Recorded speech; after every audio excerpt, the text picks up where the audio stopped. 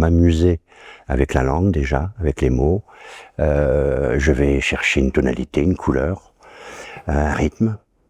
Et le sujet, je dirais qu'il est important, mais il va se mettre en place après la réflexion sur les personnages.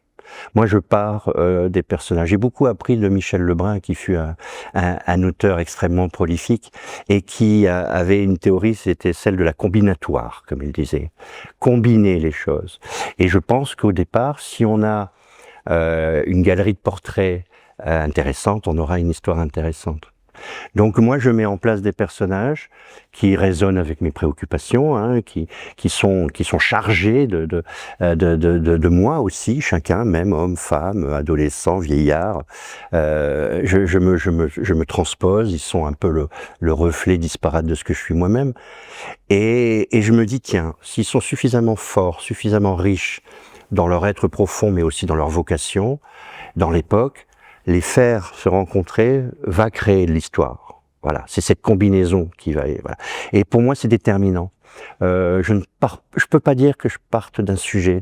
Ça serait réducteur. C'est pas là où est la littérature. Je pense que la littérature est dans les personnages. On se souvient des personnages et des ambiances plus que des histoires finalement. Quand vous regardez, quand vous pensez à un auteur que vous aimez beaucoup. Je pense par exemple, en polar, Dave Robichaud, le personnage de Dave Robichaud chez James T. Burke. Il y a 23 épisodes, c'est une saga. Ensuite, qu'est-ce qui vous reste? L'odeur du bayou, la manière dont il a de raconter le ciel, c'est cette Adam qui sont le reflet du lieu, la Louisiane où il vit. Vous vous souvenez du tempérament du personnage et les histoires à la fin? Oui, il y a eu une histoire de mafieux, oui, il y a eu un crime, oui, il y a eu... Bon, oui, d'accord. C'est pas ça qui reste. Voilà. Et c'est la littérature. Hein, parce que si on veut des histoires, comme disait un grand auteur, il y a des journaux pour ça. Il suffit d'ouvrir le journal.